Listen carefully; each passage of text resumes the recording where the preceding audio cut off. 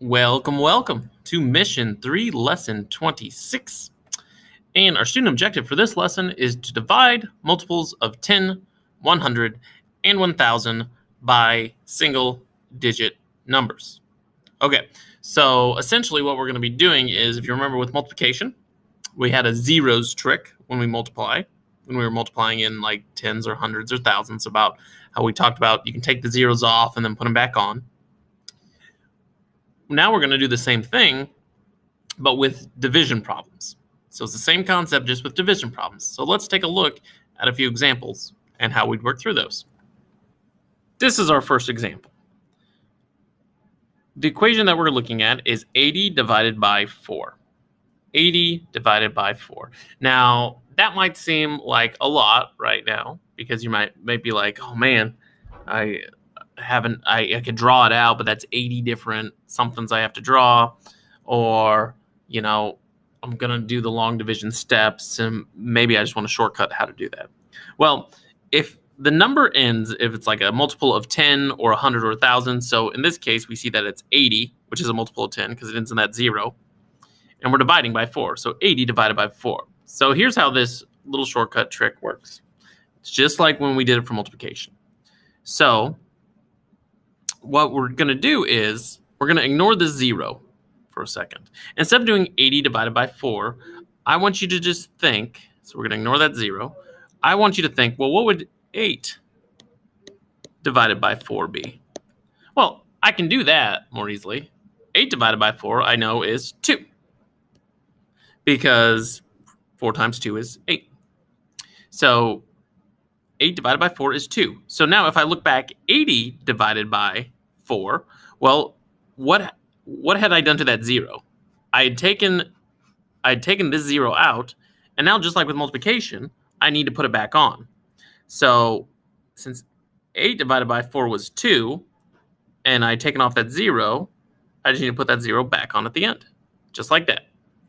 So 80 divided by 4 equals 20. The quotient is 20. Okay. Let's take a look at another one. So maybe we have 350 divided by 5. So again, I notice we have this 0 here, okay? But that's a lot. I'm not going to be able to do that in my head.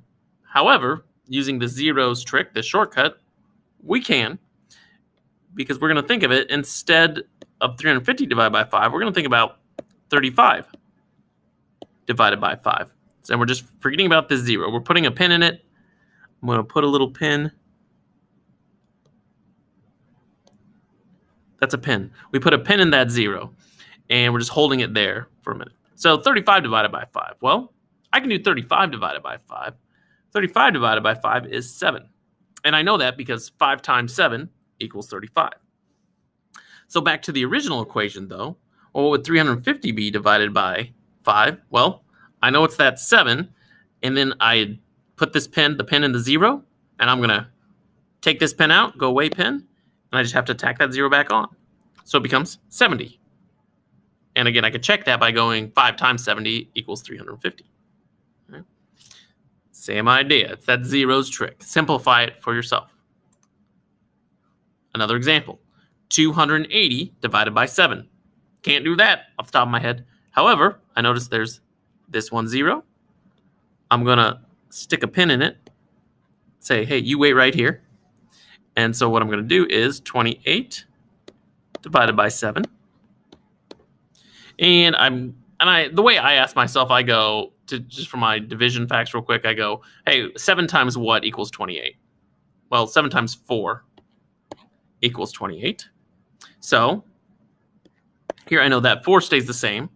And now I'm going to take the pin out of that 0, and I have to put it back on the end. I just tack it back on the end. 40. Just like that. Just like that.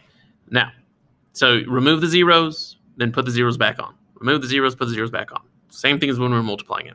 Now, there is one exception that we need to be careful of. So pay close attention to this one. Now, you might get one that's like 200 divided by 5. Okay. Now, can I do 2 divided by 5? No, I can't do 2 divided by 5 because 2 is less than 5. Can't do it.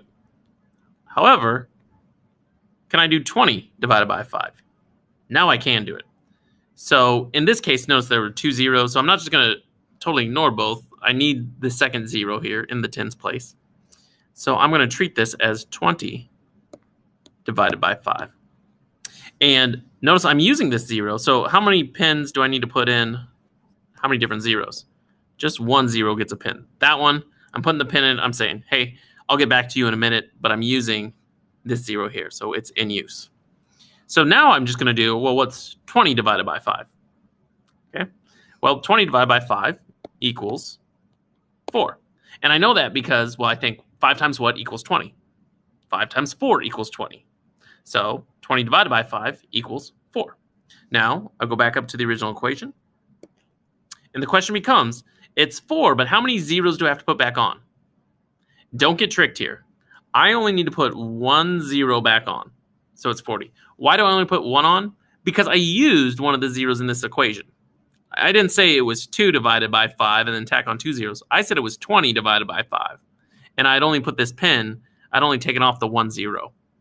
And so it's the only one I need to put back on now once I take that pin out of it. So basically it's that 1 0 that's going back over here. Because I already used this one. I used it right there.